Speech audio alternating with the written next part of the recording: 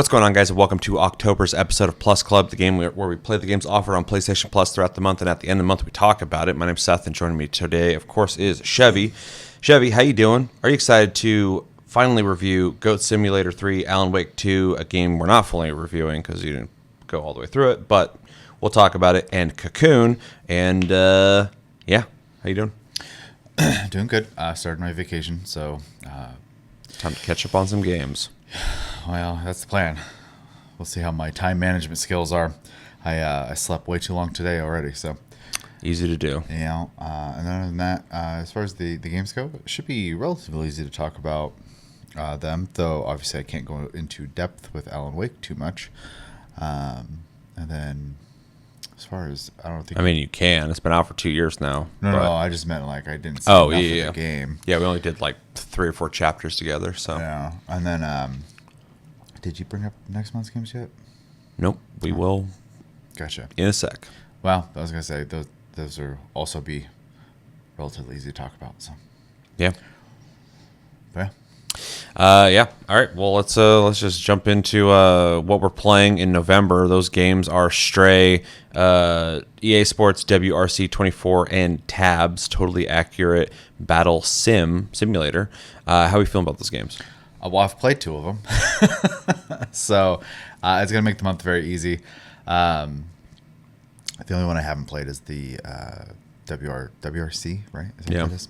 Yeah, it's so small in there, but yeah, it's EA Sports WRC 24. Yeah. So I haven't played that. I have played Tabs and I've played Stray. So I think it'll be a very easy month, which is good because outside of me having a couple weeks off to try to catch up, I was wondering what my obligations were going to be. And so far, the only complicated one, and I say it loosely, is Ghost of Yotei for our game of the month because, that's going to be something I'm going to probably want to put a lot of time into. So. Yeah. Yeah, I mean, it's a bigger game. I have like 20 hours in it, and I've barely done shit. So I do appreciate the more bite-sized games. Yeah, I've already played through and beat Stray. For anybody who's curious, it's a really short game. It's like 6 hours, I think. So you should be able to get through it pretty quickly. But we will play it. We will review it, of course. And then EA Sports WRC 24. I've never played before. I actually wasn't even aware that EA made racing games that weren't like Need for Speed. So Or Burnout. Well, they don't make Burnout anymore. True. But yeah, so that'll be interesting to check out and see where that's at. And then Tabs, I played like years ago. So we'll see if they've added anything to it. But I feel like it'll probably be a good time. I mean, we'll talk about it. But if you guys haven't played it, you will, and you'll find out. But you basically put a bunch of people against each other and watch it play out. So really, really simple. Yeah, but I'm looking forward to it because, like you were kind of alluding to, Ghost of Yotei is a bigger game to play. So these games will make that a lot more manageable, in my opinion. So, all right. Well, let us know in the comments what do you guys think about these games. Are these the games you wanted, you've been praying for and wishing for so long? These are finally the PlayStation Plus games that nobody will complain about. Or maybe there's something else you were hoping for. Let us know in the comments below. All right, so let's talk about the games we did play, and those games are Goat Simulator 3, Alan Wake 2, and Cocoon. I think it'd be responsible for us to talk about Goat Simulator 3 first, Okay. as it's a pretty simple game. If you didn't get a chance to play it, you play as a goat in a sandbox where you run around and annoy people, do stuff like hit them and drag them around. You can hop in cars and drive around. You can basically just run around and do whatever you want with a bunch of physics. There's a bunch of secrets to find, things to collect, and side quests to do. You unlock different skins, different cosmetics, abilities, and basically it's just a game that you can play around with, get some enjoyment out of, and collect stuff, I guess. I mean, it has a campaign, but yeah. Sure, but it's just like little quest things to do. So, unless you play something I didn't, is there more to it? No, you just you do have to do missions to get through it though. So because you have to unlock your base to make it bigger. So Yeah. We both played it. Let's jump into your impressions of Goat Simulator 3. yeah, I mean, just kind of cut and dry of it. This is a game that's definitely meant to just be like fun for the sake of fun. And I think it accomplishes that. It also has multiplayer. We did not do that this month, but it does have a run around together and do the objectives together mode. The one of the things I think that I don't know if I necessarily like enjoyed it as much as like I played it for hours, was that there's always an objective to accomplish, and as you're doing that, like Seth had brought up, there's things you unlock in cosmetics, but a lot of those cosmetics have functions to them and actually allow you to do other things. Like I got a thing for your back. I can't remember exactly what it is, but it was like basically turns you into a Nyan cat. And so I was able to literally fly.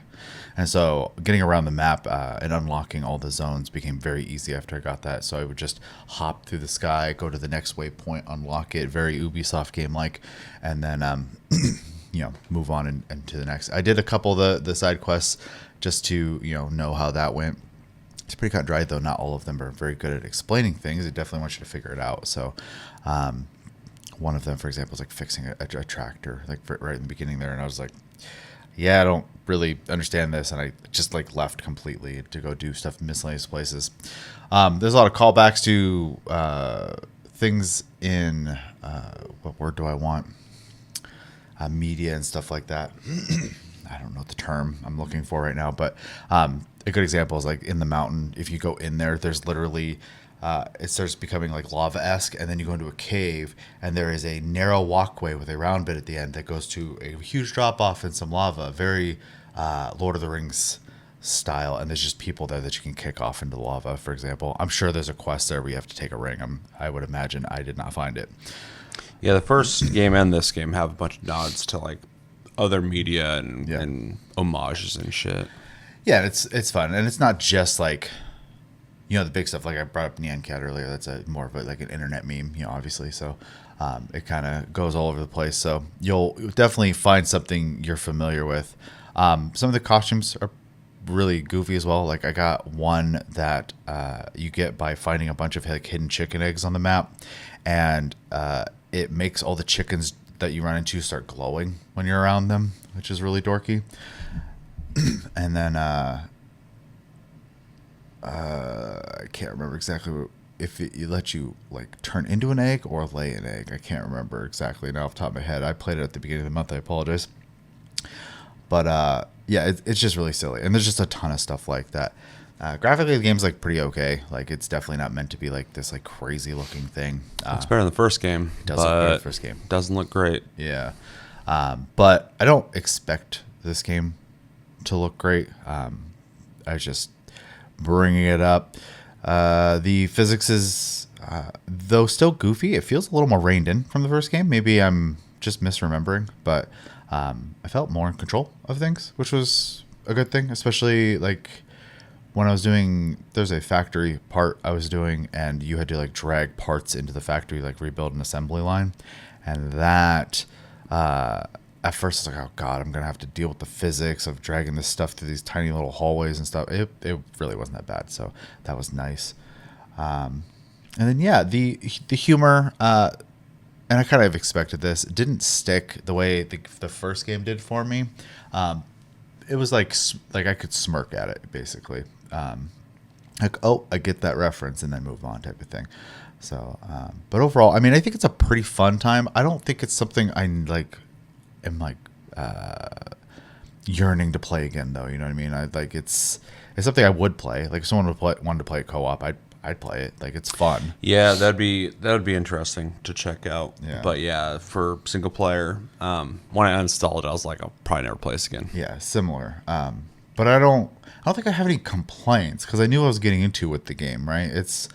I could understand like coming into this game ignorantly.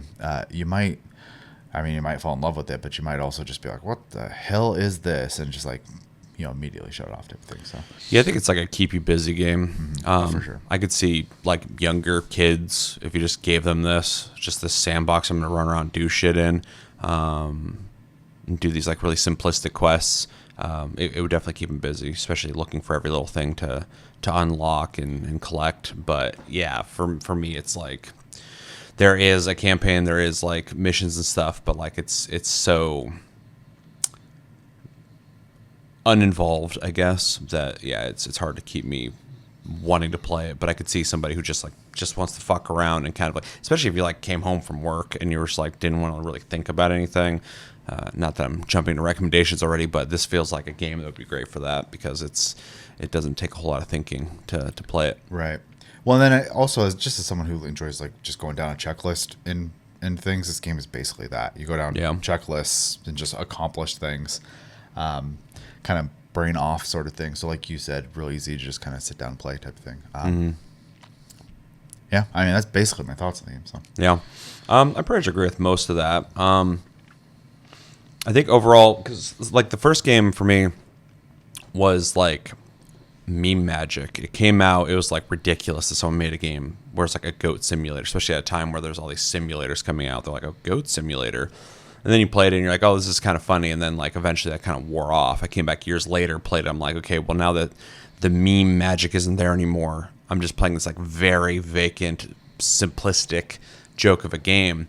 So going into this one, it felt similar, but it was cool that everything seemed better than the first game. So at least it has evolved into something better. Missions, though very simplistic and not very involved for me personally, were more interesting than what was going on in the first game. I did one where you had to like go collect like scarecrows and drag them into this like sacrificial circle thing, and then eventually I became a scarecrow, or I could turn into a scarecrow. I got a horn where I could shoot something. I forgot what the fuck I was shooting at people, but you could like shoot people with it. So I was running around just blasting people. So yeah, all the little tasks and missions to do at least felt a little more involved in the first game. I was at first kind of running around like looking at stuff because there's a lot of nooks and crannies to discover stuff, but I did appreciate that there was like, objectives to do and things like that. I agree the graphics aren't great, but they are better than the first game. You would hope so. Physics also feel better. The first game, they felt really loose and in a ridiculous way, but I prefer physics to have a little more weight to them, and this feels a little better in that regard. The nods are fun. The map feels like there's just more stuff to do in it, not just in objectives, but like just things to find. I felt like no matter where I went, I was finding something to do, so that was cool. You can drive cars, which I didn't see the point of, but maybe there's a mission that involves cars. I don't know. But I drove around a little bit. I was like, it's funny you can do this, but I don't understand why you would, especially because the goat fucking runs so fast anyway. Yeah, I see some potential in like wanting to play further and maybe seeing like all the abilities you can unlock and in cosmetics. I do think it'd be better in multiplayer to do that, just because then you'd have a social element to talk with someone while you're doing this. But it is still a very basic game. And I struggle to think about really if there's anything about it I really enjoy outside of like it's just kind of a neat little thing to interact with a couple hours. I only put a couple hours into it. But also I don't have anything to complain about as well, except for maybe just how simplistic it is. Doesn't hold my attention, so it's a personal thing, not anything against the game itself. But yeah, I do appreciate that there's more things to do in this though. It feels less like a joke game, even though it is comedic, it's humorous, and more of like an actual game this time around, and I appreciate that. I don't know if we're going to get a Goat Simulator 5 or if they're going to jump to 10 or whatever the hell they'll do next, but it'd be interesting to see where they take it with that one. But yeah, running around as a goat, knocking shit over, knocking people over, doing missions, unlocking abilities. Not the worst time in the world, but definitely not the best way I want to be spending my time as well. So yeah, overall, it was fine. It was basically what I thought it was going to be, but a little better. So yeah, that's good. Recommendations. I mean, if you're looking for like a goofy co-op game to play with friends, I think it'd be a good recommendation, just because like it's very mindless, and if you're just kind of wanting to hang out with a friend or whatever, it would be good for that. If you like objectives in games, checklists, collectibles, is literally what the game is collect the things and do the things of the game. If you like low commitment games, so if you have like 10 minutes to play something type of thing, this game will let you accomplish something very quickly. So you can invest as much or as little time as you want. Very time efficient.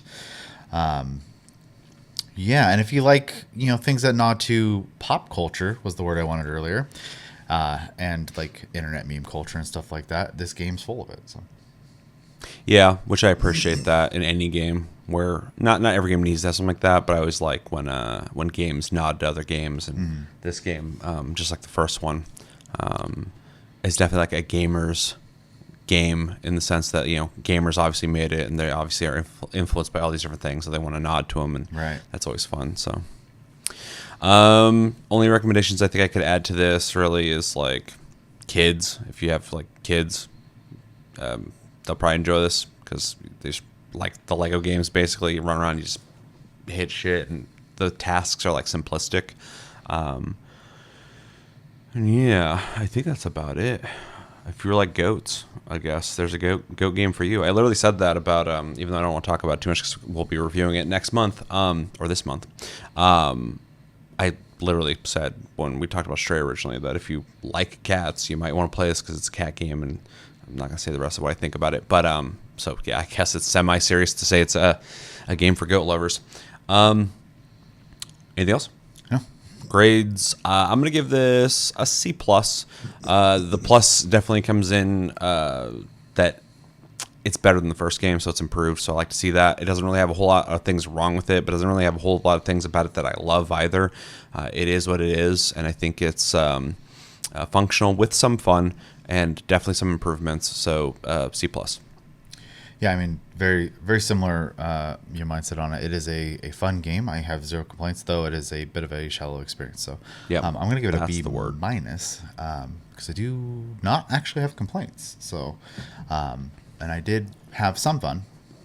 I just don't want to play it anymore. So Yeah, though that you mentioned the multiplayer thing, I do kind of want to retry with people just to see how that goes. So because I think it's like 4-player or 6-player, something like that. I think so. It's like you have quite a bit of people, so I think it could be a lot more fun with people. For sure. All right, so C plus, B minus. Anything else? Nope. Let us know in the comments what you guys think about Goat Simulator 3. Did you play it? Did you not play it? If you didn't play it, why didn't you play it? And if you did play it, what did you think of it? What were some of your favorite things about it? Did you beat it? Did you play all the way through it? How was that? Would you recommend us do that? What were some of your favorite cosmetics or abilities that you unlocked? Maybe some secrets or Easter eggs that were your favorites. Let us know everything you think about in the comments below when it comes to Goat Simulator 3. Second game we played in October was Cocoon. If you didn't get a chance to play Cocoon, it is a top-down adventure puzzle game, I would say, where you play as Mothman and you explore. I actually don't know anything about the story. I don't know if it tells you anything about it or not when you're playing. I think you just kind of experience it. Yeah, I didn't get to any conclusion. I just know that you effectively, by solving puzzles, travel to other worlds and bring those pieces back to the main world, and you keep progressing forward. So, but I did not beat it. So if there is a payoff, I didn't see it. Yeah. So you go from location to location and basically wander around, interacting with things, solving very simplistic puzzles. There are boss fights that you fight via mechanisms, as it's not really an action game, but you have to kind of figure out the boss to beat Puzzle them. solving again. Yeah. And yeah, you just go forward. It's got really drony, ominous music and a very smooth, non-textured world. We both played it, and I'll jump in first. I didn't know anything about this game. I remember kind of hearing about it, but I didn't really look into it. But yeah, I didn't know anything about this game. So starting it up, I didn't really know what to expect, and I kind of liked what I saw, but kind of not really. I'm not a big fan of. I don't mind when like smaller games like this are like low textured and kind of smooth looking, but the art style in this game is kind of like what they decided to make it look like wasn't really working for me. Also, the bug thing was kind of weird too, but I also kind of appreciated the design of the world, the things you interact with. There's like boxes you pull that have like legs and stuff. It has like a lot of imagination, so that part of it in the design I liked, but the actual visual graphics, though smooth and crisp looking, was not my favorite thing. Art direction. But yeah, as a puzzle game, and I'm notorious for not liking puzzle games. I know you're not a huge fan of them either.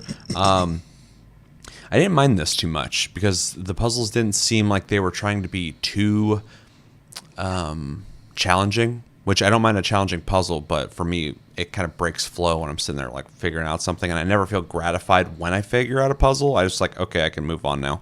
And so this had a good like pacing and flow to it, in my opinion, of like wandering around, trying to figure out the terrain, move this here, move that there, drag this over here. That made it just feel like I was constantly moving forward, which I appreciate. It almost gave me like a journey sensation of just moving forward and having an experience. But in this, you're actually thinking about certain things, which I kind of appreciated. I also didn't beat this. I'm assuming it's a short game. Yeah. It feels like a game that's going to be really short, but I only put like an hour, 2 hours into it. But yeah, in that experience, very imaginative.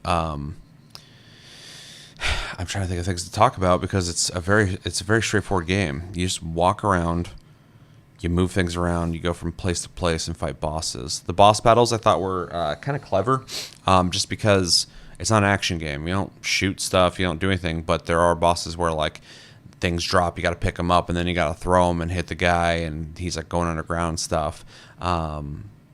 That, you know, if they beat you, it just respawns you, but like you just try it again, and it's like a in motion puzzle that's happening. So it was kind of neat. And also again, with the pacing thing, in a game where you're just kind of wandering around and solving puzzles, it was nice to actually have to combat something while also still keeping the theme of it just being, you know, an adventure puzzle game.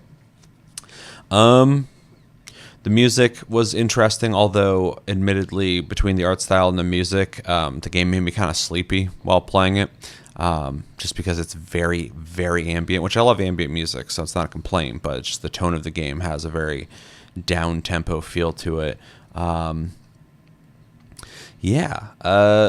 though, it was an interesting experience that I don't really have a whole lot to say about. I don't know if I would go back and beat it, though, just because it didn't really hold on to me. It wasn't... I don't know. It's just the gameplay alone wasn't enough for me, I guess. But it was an interesting experience. If somebody recommended like hard recommendation for me to go back and beat it, I'd be open to doing that because it wasn't the worst time in the world. But yeah, it was interesting. Yeah. So I mean, I made it through, I think, 2 boss fights and like 3 worlds or something like that. I think that's about as much as I did too. The art direction I'm also not particularly fond of. Now, that's not a fault, right? That's a preference. But just throwing it out there, did not like the art directions as much either. I do think I also agree with the imagination thing, because there's a lot of like neat ideas that are in there. And very similarly, the problem for me running and playing this game is that it is like 95% puzzles. So I was honestly kind of bored the whole time when I was playing it, but I was pushing through because I wanted to be able to get far enough in to be able to at least have some opinion of the game. Yeah, I did it for that reason as well, but also because after the first boss, it's like, okay, there are some scenarios that are different than what I've already experienced, and so I was like, I wanted to keep going forward to see if something else opened up or some features or something unlocked, but then I, found out that this is the game. It's just figure stuff out, keep moving forward. Yeah.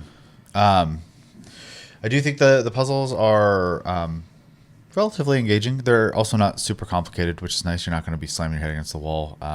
You might have to stop and think about what you're doing for a second, especially when it comes into the jumping between worlds to solve a puzzle type of thing. I thought that was kind of a neat idea. There's also one puzzle that involved timing of 2 objects that kept resetting, into place, and so you had to think about that as well. You couldn't just unga bunga your way through it, which is important when you're doing a puzzle game, in my opinion. Just because if everything's simple, what's the point of the puzzles, right? There's like basic stuff too. Like there's one where you gotta like drop a ball into a thing, and it's like going down a tube, but you have to run ahead and hit a button so it can continue on and stuff like that. So it's like change the course of the path. Yeah, so it's not really like a puzzle. It's just like you just got to figure out how to do it. So, but simplistic. Yeah, and I think that kind of falls into the they're engaging enough, but they're not like, you're not going to be slamming your head against the wall type of thing. I think the most complicated one I had was like, I had already kind of said something about it, but like leaving the world to then jump back into the world and then moving to another spot and then having to come back out, and like you have to bounce back and forth a couple times to like move up a pathway, for example. And it was a fun and clever way to progress through that part of the map. The boss fights are 100% mechanics and 0% like combat. Even the combat you're doing is just mechanic interaction. So I like mechanics in boss fights, but I like it to be an accent to the combat. And so, again, I was a little kind of bored because I'm not a big puzzle guy. If I would have been like interacting in combat and then I had to like find time in combat to go handle mechanic, I like that in games a lot. So, but that was not the case here, obviously. And it's not the point of the game as well, but just kind of throwing out a preference and how I feel about the game there. As far as like trying to be objective about the game, I don't actually have any like major complaints about the game at all, because I think they definitely made what they were trying to make, and I didn't see any like major faults in that design. I just, on a personal preference level, this is not something designed for me specifically. So I'm trying not to be too harsh on it, but I was pretty bored and I would not revisit the game. So yeah. I pretty much agree with that. Anything else? No. Recommendations, I would just go with anybody who likes games like Journey, where you're moving forward but you're not opposed to having to figure simple things out. Anybody who's into puzzle games, this isn't like a deep puzzle game. You're not really going to be sitting there like, cause there's like games out there designed to like really rack your brain, get you thinking, and this game's not that, but it'll stimulate it enough. Especially for how small scale this feels, it might just feel like a more bite-sized experience for you if you're into that kind of thing. So yeah, adventures, puzzle games, little indie games with interesting art styles. I know some people out there really are into the art styles of indie games. I am too, but if that's a selling point for you, you want to experience another small little indie game that I think it's indie. I don't know who made this. It might be a big PlayStation company. I don't know, but anyway, it feels like a little indie game. So if you're into that kind of thing, definitely check it out. And I think that's about it. If you're into games where the narrative is given to you through the experience and not through like words as well, this is that kind of game. So yeah, and a lot of these games are like that, which is always interesting. But I guess it's easier on a developmental way of just like, you're already making a smaller game on a small budget. It's easier just to add things to suggest the story as opposed to having to flesh it out. So yeah, not everyone's a writer, so sure. A lot of people who are writers shouldn't be. True. Yeah. So, anything else? No. Great.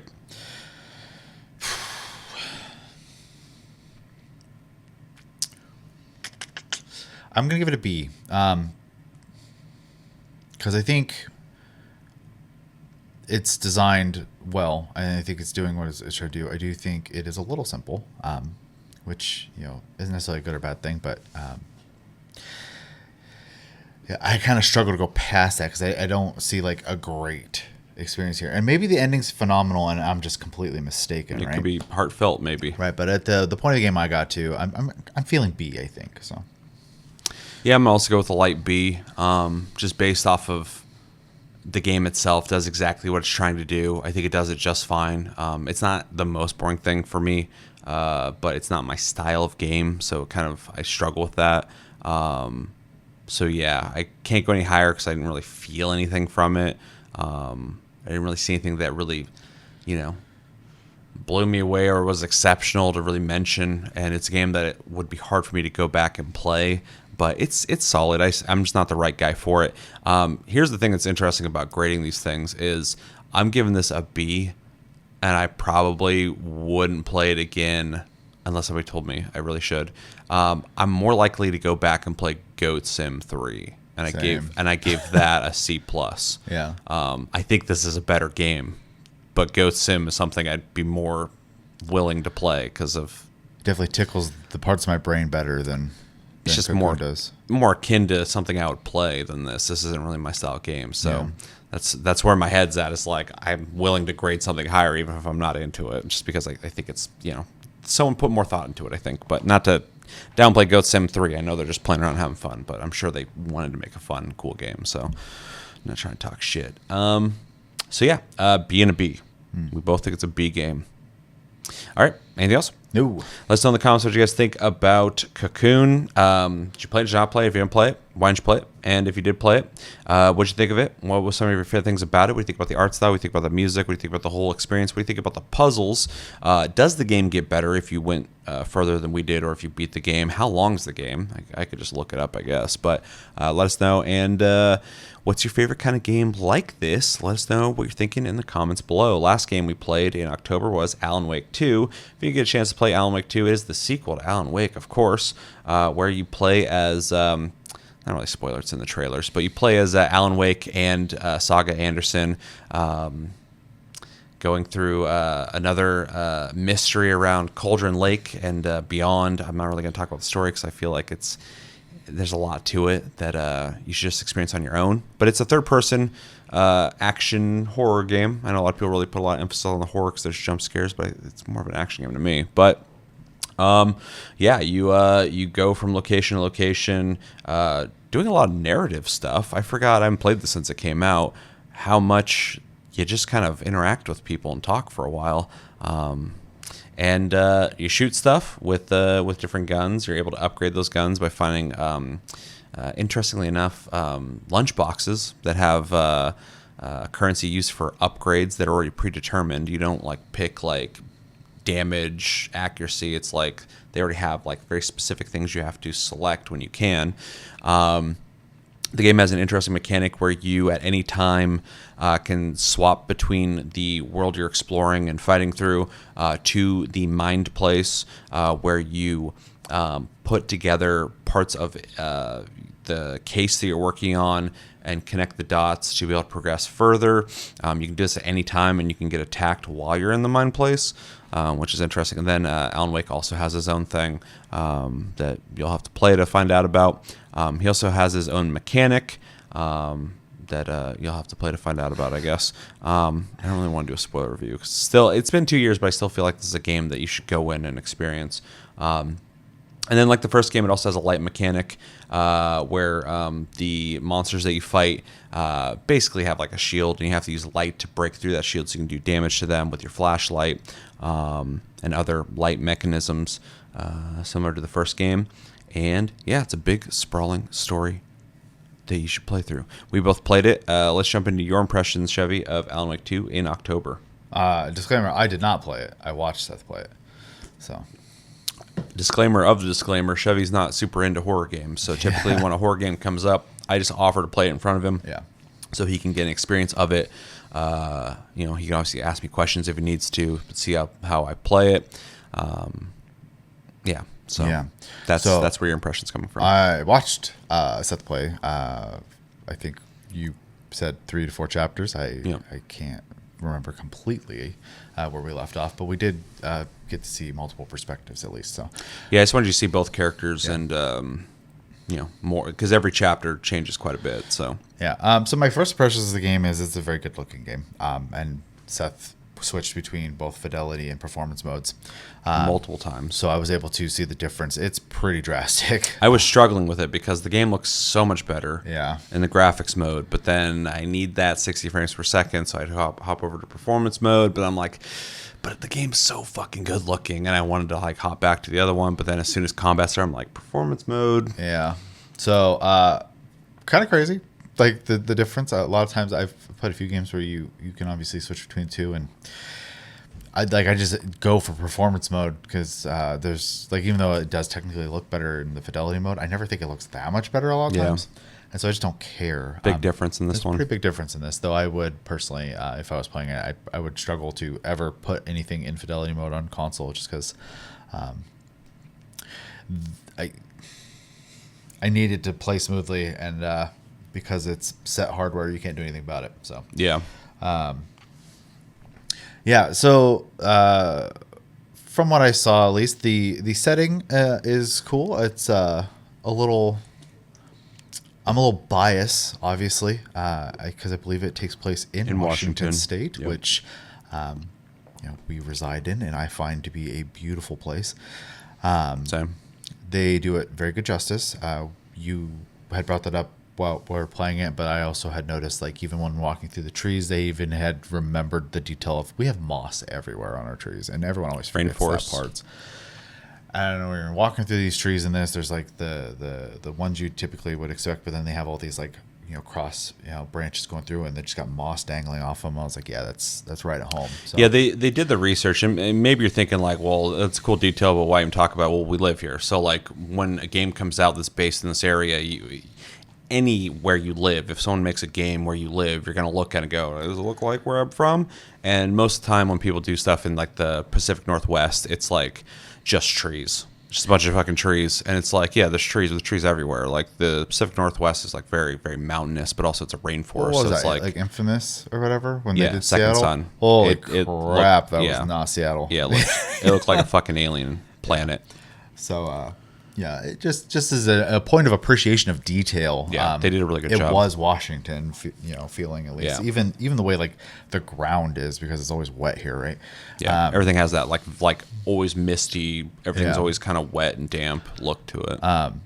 So yeah, props to them on that. Character models are really good. Animation's very good. The performances are pretty good, although sometimes they don't feel like they're talking to each other, which is a little weird. Also, and this is just kind of a remedy thing, but everyone, you can tell most of the people speaking are not speaking in their native accent, because they'll like slip up every once in a while. I don't mind, because the game already has this kind of like David Lynch, Twin Peaks, obviously, vibe to it, where everything's kind of weird. Yeah. And so when people kind of talk and it seems like they're not speaking their original accents, like kind of goes with how everything feels kind of off, kind of weird. So, but it is interesting when people are saying words and are like, that's not how you're supposed to say that. Yeah, or just the way they react to something all of a sudden. Like that's not how I would imagine someone reacting to that, but whatever. I'm here for it. The game is kind of weird anyways, right? Like you had already said that. Especially with all like I suppose supernaturalness to it. So the narrative telling in the game, though really good, is very long in the beginning of the game. I forgot about that. I was playing. I was like, man, you don't shoot anything for a long time. And I think, and you said it when we were playing, but I 100% agree. That's a big gamble.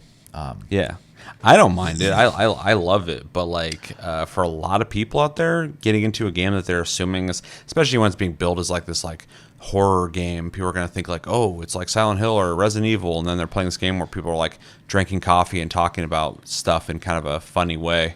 About there's a dead guy here. Yeah, so the only interactions you're having is clicking on like little magnifying glass, basically. So. And so for somebody going into a game like this, hoping it's going to be fucking Resident Evil 4 and just blasting away and dropping dudes, like it's pretty wild that they were bold enough to just go, nah, we're going to tell like this like slow burn story that hopefully you'll appreciate enough to continue to the point where you do get to start upgrading your guns and shooting people and doing stuff like that. Yeah, and I do personally appreciate that, though I do kind of recognize that they were risking boring people in the beginning of the game. So the environments are constantly changing as well, which is nice. You go from like a forest area to, I don't want to go too far into it, obviously, for spoiler reasons, but forest area to like a small town, and then we also get to experience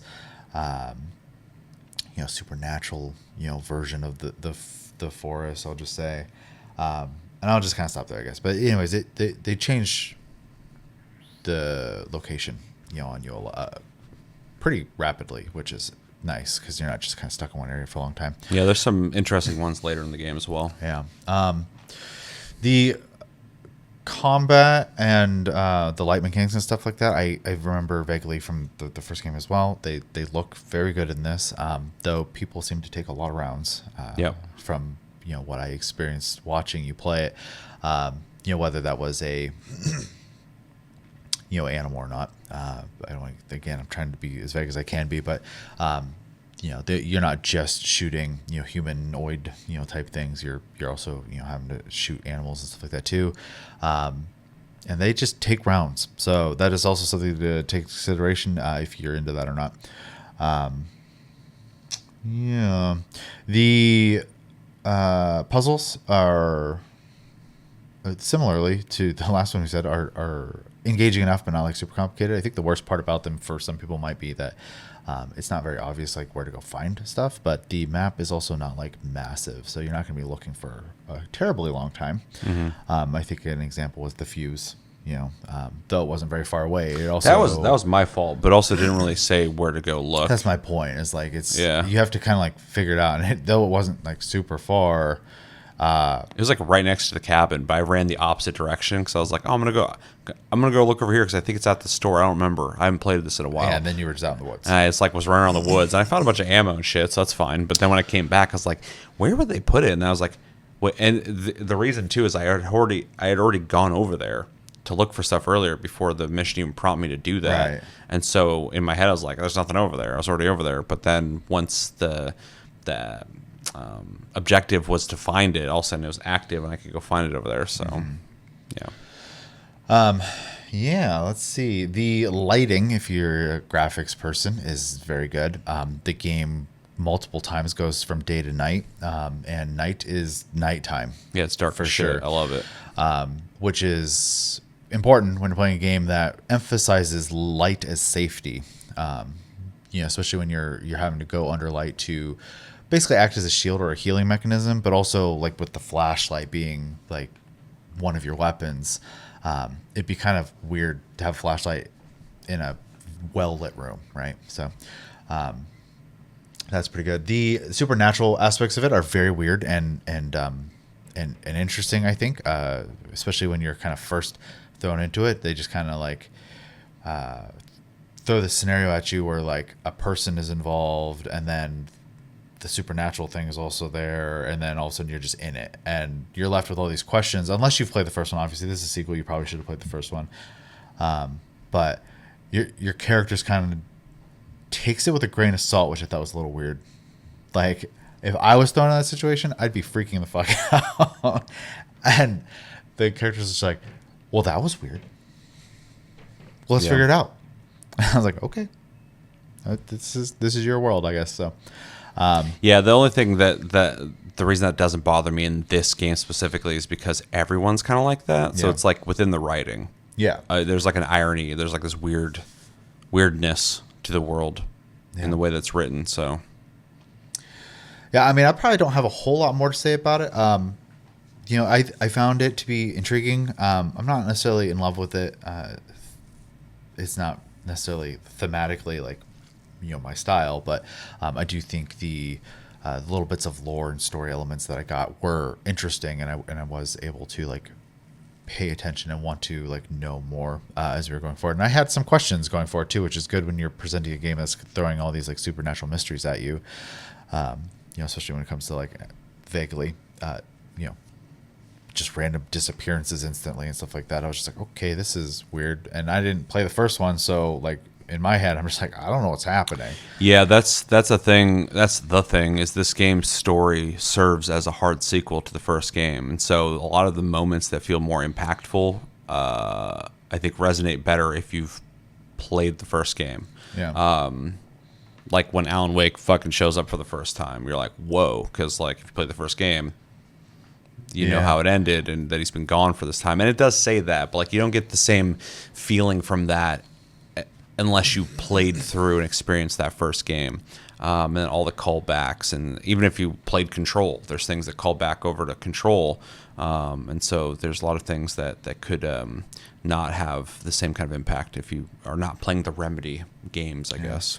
Also something, and they've experimented with this before, that I thought was interesting, is there is a moment, and there's probably more later, obviously I didn't get very far into it, but where they transition from game to real life actors. And I know they kind of played around with that one Xbox game, Quantum Break. They've done that in almost every Remedy game ever. Okay. This one just does it more. They're kind of embracing that they've always done that, because like Remedy games typically will have like a TV or something turn on and it's like real people in it. And so they've played around before a little bit, but this one they have like full on like episodes of something going on. Yeah, and it's interesting because it's like blending, right? The obviously the world of gaming, but also entertainment as a whole, you see all these like actors who like get involved with video games, and they realize like how like crazy the production is, and how much they're still having to be an actor and stuff like that when they get thrown into that world.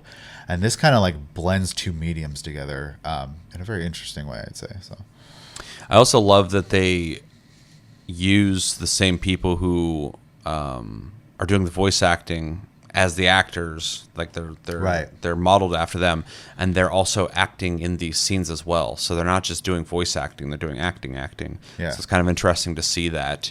And so, like the guy who plays Alan Wake, he always just seems like Alan Wake, even if it's actually him playing him, or if he's just doing the voice acting for him. So it's kind of fun to see that, or even Sam Lake showing up, and like just being kind of goofy or whatever. It's just kind of like it's fun. Yeah. And then, my last thing before I pass it on to you is that I thought all the performances were very good. I said that already, but I know, and the game's been out a while now, so that conversation's dead. But I know people were kind of concerned when they saw the different characters that you play in this game instead of just playing as Alan Wake. And I think, everyone I've seen in the game was pretty phenomenal. So yeah, I agree.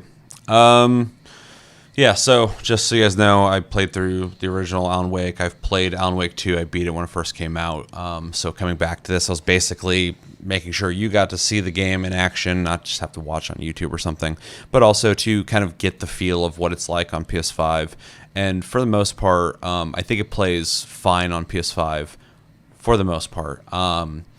Not just talking about the performance versus fidelity thing, which is obviously a choice. In performance, it plays completely smooth and no complaints there. It looks fine, but in fidelity, it looks fantastic for PS5. It looked better on my PC. But I had some issues when it came to when you go into the mine place and you have to start putting your evidence all over the board using the sticks, and it's not unplayable. If you only played it like this, you're probably not even going to notice, but it feels kind of clunky the way the board moves around slowly, and like you're floating the card around, and if you don't put it in the right spot, it just zaps right back down to the bottom, so you got to reach down again and put it over here, and it goes like down there, and it just feels like doesn't feel as intuitive as it could be. Whereas on like PC, it was just like you're using a mouse first off, so you just click whatever, and then move around the board was with a WASD, I believe, and it just felt snappier. So I just felt like I was able to get in there, figure shit out, get out. On this, it was just like felt kind of sluggish. I don't know why. So every time I went in there, I'm like, I kind of hate doing this on the controller because it just doesn't feel good. But other than that, it plays about the same as you'd expect any third-person survival horror action game would. So I don't have any complaints there. But yeah, graphics are fantastic. Music, I love. I think they did a great job. I like that they made original music for this, because when you beat or finish a chapter or an episode, a song will play, and that happened in the first game as well, but they ran into issues in the first game with licensing after like 10 years. They're like, well, we can't use this song anymore, so they had to like patch it out. They don't have that issue in this game. They were smart about it, so it's both cool that they thought about that, but also it's cool that they made original music for the game. Speaking of my experience this month, but also just having beaten the game, so I just know. I really like the story. It starts out really weird, and it kind of builds wherever, but by the end of the story, I really enjoy where it goes. So that's really good.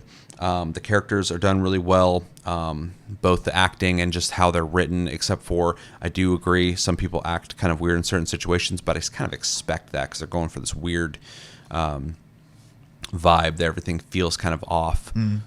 So it's fitting. Gameplay wise, it's pretty straightforward. You just kind of wander around, you look for stuff, you grab things, you level stuff, or you upgrade your weapons, stuff like that. But combat feels not as good as like a Resident Evil or like a Silent Hill, I guess. But it's not supposed to like be like an actiony game. It's more like, it's got that survival horror feel to it of like you got to put a lot of rounds into these entities because they're not natural. I do like the flashlight mechanic. The game does constantly keep you feeling like limited though in what you have on purpose, just so you always feel like you're one bullet away from running out of ammo, but you just beat that dude, and gives you that thrill or whatever. But the thrill is there, and I enjoy that part. The combat itself isn't that fun to me, except for later in the game. I didn't get that far on the PS5, but later in the game it gets a little better once you start getting things upgraded. But combat encounters never feel like it doesn't have that like Resident Evil 4 feeling of like shooting a dude in the knee and dropping him, or like someone throws an axe and you shoot out of the air, and it's not supposed to. But enemies more so just serve as like a challenge to get past, to continue the story, and I think they do a good job with that. It does have puzzles. They're not super hard. There was one though that is getting later while we're playing. I'm like, I'm just gonna Gemini this because I don't want to go find where the combo is, and I've beaten the game already anyway. So, and I just looked it up and just fucking put the combo in and got, I think it's like the shotgun or something. But they're simple enough. You just have to go do the thing. I was just being lazy. Yeah, graphics, story, characters, music. I really like what they did with, even though I complained about it on the PS5, the Mind Place. I think it's a really interesting thing that only can be done in the modern gen of gaming, to be able to, just like Ratchet and Clank, being able to teleport you from one place to another place without any loading, just instant loading, right? Is impressive to me still, even though the game's been out for 2 years. Being anywhere and going like, oh, in real time, there's a thing right there, and then you go into your case room and you start like building the case out to find out where to go and what to do next. It feels like you are unraveling this case as you play, and I've never played a game that did that, where it feels like you're not only unraveling the mystery through a narrative, but also unraveling it like actually, because you're actually putting the pieces together. It really gives you that detective feeling that the game is trying to, and they've really nail it. Also, they nail, you already brought up like the lighting earlier. The lighting's fantastic, especially like when it gets dark. There's like, I think it's the second chapter, I don't remember, where you first go against the big dude who's like wandering around in the morgue. I can't remember what chapter. The atmosphere in that scene is like really good. It's like really it's not like scary or terrifying, but it has like a really good tension of just like the atmosphere is like perfect. And the whole game just has that. The atmosphere is always so fantastic in this game, and the attention to detail to environments and stuff. Like I could just talk forever about how good the game looks. Originally, when I talked about this for Game of the Year, because this was my Game of the Year for 2023, so there's a hint on what I think of it. I had brought up just it was the best looking game I've ever seen. I think it has been dethroned, but barely. I still think it's one of the best looking games I've ever seen in my life. So especially on PC. So just the amount of work they did with the graphics, but also the attention to the environments is just like phenomenal. It's such a fucking beautiful looking game.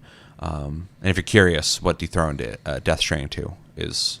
And I see people go like, oh, big empty areas versus, these forests, where I'm like, but the graphics are better. Like the character models in Death Stranding 2 are like fucking insane looking.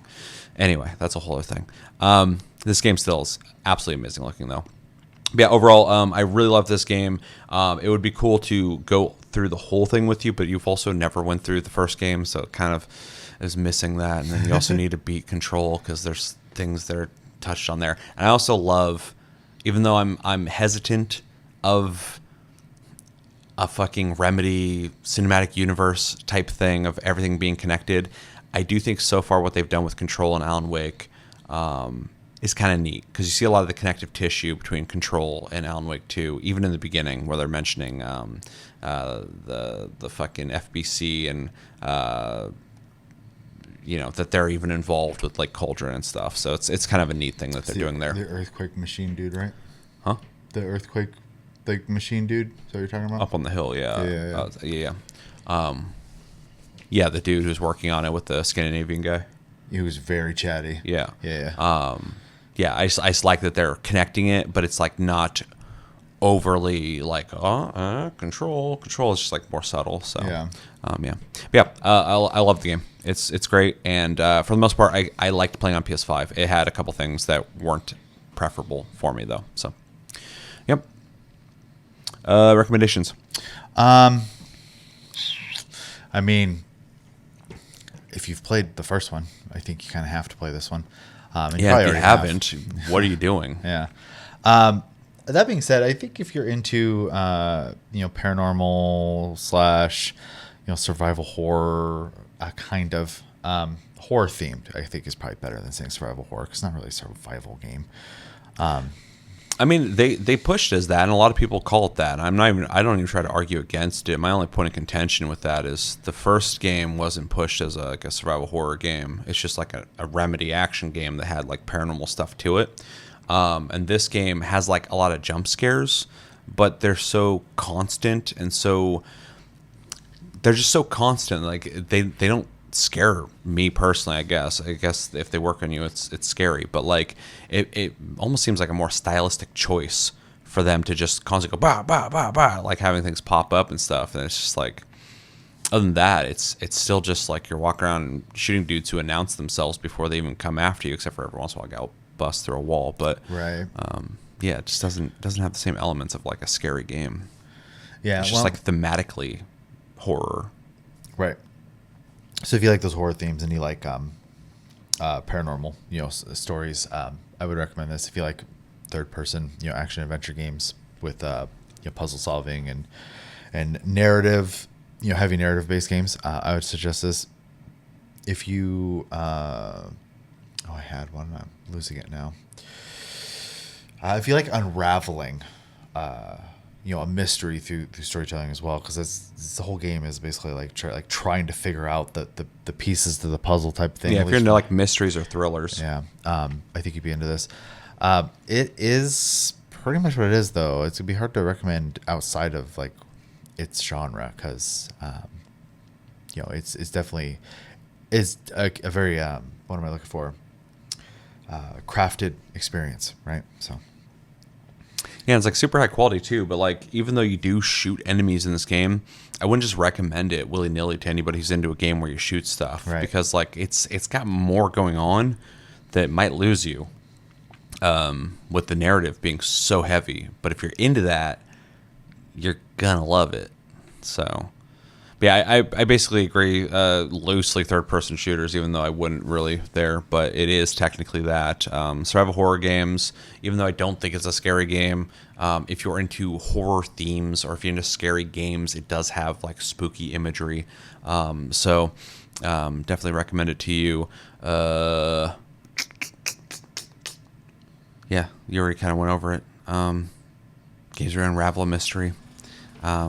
It is what it is. It's a mysterious, spooky, and heavy narrative game. Oh, if you're into like super heavy story games that like have like a lot of narrative, a lot of story going forward, a lot of things to unravel, definitely check this out. I'd also recommend, if you like the idea of being a detective and putting things together in a case, this game offers something that I haven't really seen in a whole lot of games, so you might really appreciate that. And then slight puzzles. They're not super tough, but if you like puzzles, this has that. The story's told from the perspective of multiple people. Yeah. I want to recommend to everybody, but I can't, because I know a lot of people aren't going to be into it. But I just think it's so great that everybody should check it out. But that would be irresponsible of me to say that. So, yeah. Who grades first? Me? Yes. I'm going to give my experience on PlayStation 5 a strong A. I love this game, so everything about it. I just feel like some of the stuff, the flow felt kind of off due to the limitations of analog sticks, I guess. But otherwise, it's great. The game's fantastic. I love it. Game of the year 2023 for me. So I would probably give it an A+ on PC, though, because everything just worked really well with mouse and keyboard. But yeah, felt a little clunky on controller in a couple ways. So, yep. Gotcha.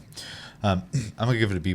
I do think though a very well-made game. I think there was, at least from what I could see, some jank to it.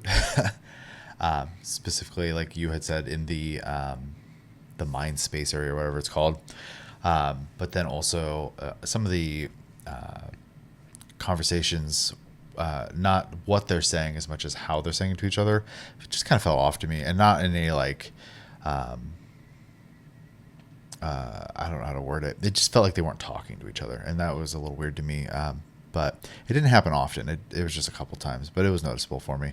And yeah, other than that, it is a very very narrative heavy experience, which isn't necessarily a good or bad thing. But Just if you're into that or it not. it is a decision to make in the beginning of the game, I'll say. So I think it is a quality product, though. I just because obviously I don't have the desire to personally play it, and honestly, I could take or leave seeing the whole game. I'm gonna give it a B plus. So Yeah. Okay. So A and B plus, high quality game that you should probably check out. If it sounds interesting, if you didn't check it out. Got anything else? Nope. Let us know in the comments what you guys think about Alan Wake 2. Did you play it? Did you not play it? If you didn't play it, why haven't you played it still after 2 years? And if you have played it, what did you think of it? Especially if you played the first Alan Wake, or if you didn't play the first Alan Wake, how'd that go for you if you played this without that? How do you think it fares as a sequel? What are some of your favorite elements of the game, favorite parts, weapons? How do you feel about it in terms of it being a survival horror game? Again, that's not something I would even try to debate with people, because so many people just agree that it is a survival horror game. So I'm like, to each their own. Enjoy. But how do you feel about that? Was it a scary game for you?